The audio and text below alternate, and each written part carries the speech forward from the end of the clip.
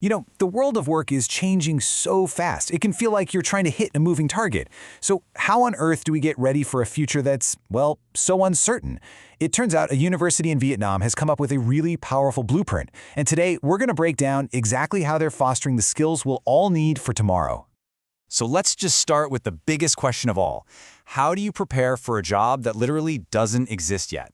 I mean, think about it. The world we're entering, some call it the fourth industrial revolution, others the collaborative economy. It demands a whole new way of thinking.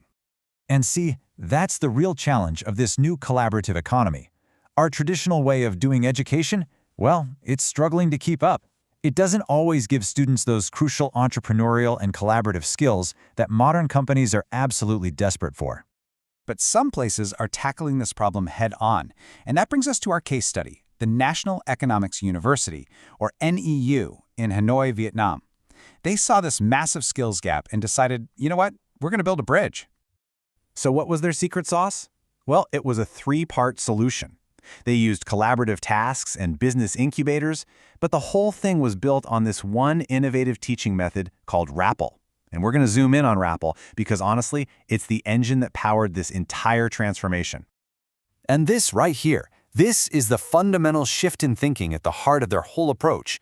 The goal was never to just cram facts into students' heads. No, it was to help them understand their own mental software. It's about moving from just learning stuff to truly understanding yourself. So let's dig into this RAPPLE method.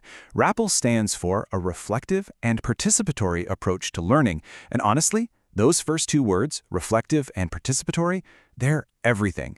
This is all about the students leading their own journey of self-discovery. RAPPLE is built on this really powerful psychological idea called metacognition. So what is it? Put simply, it's thinking about how you think. It's having an awareness of your own thought processes. And I love this analogy. It's like being a mechanic for your own brain. You know which tools to use and when and why. So how do they actually do this? They started by helping every single student create a really detailed personal learning profile. And this wasn't just guesswork. It was a structured process, using 3 different psychological tools to map out each student's unique way of thinking, learning, and even their personality. Now here's what I think is so cool about how they use these tools. The point was never to just stick a label on a student and say, okay, this is you, boxed in, no way. Instead, these tests were springboards for reflection, for conversation, for helping students have a real talk about how they tick. The first tool was the Cognitive Styles Analysis, or CSA. It basically looks at how you prefer to process information. For example, are you a holist, someone who needs to see the big picture first? Or are you analytic, building your understanding piece by piece? And do you think in words, a verbalizer, or in mental pictures, an imager? The second tool, called ASIST, digs into your motivation, what drives you to learn. It identifies 3 main styles. There's the deep approach, where you're really trying to understand the meaning behind things. Then there's the strategic approach, which is all about being organized and getting top grades. And finally, the surface approach, which is just relying on memorization to pass the test. And the third tool is one you've probably heard of, the Myers-Briggs, or MBTI. It's used all over the business world to help understand our preferences. Like, do you get your energy from being around people, extroversion, or from being alone, introversion?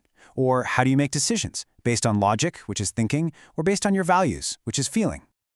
Okay, so this all sounds great in theory, but here's the million-dollar question. Did it actually work? After all this self-reflection and creating these profiles, did it make a real difference for the students? Well, let's look at the results.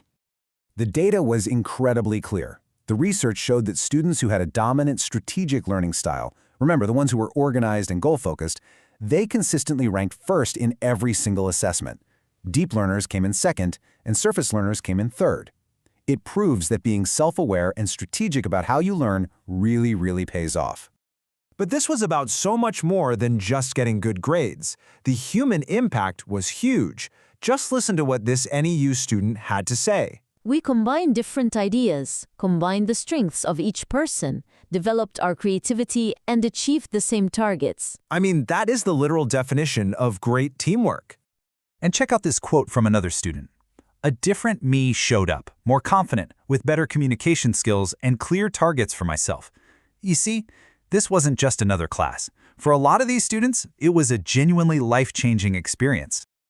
So let's zoom out for a second. Why does one case study from a university in Illinois matter to all of us no matter where we are?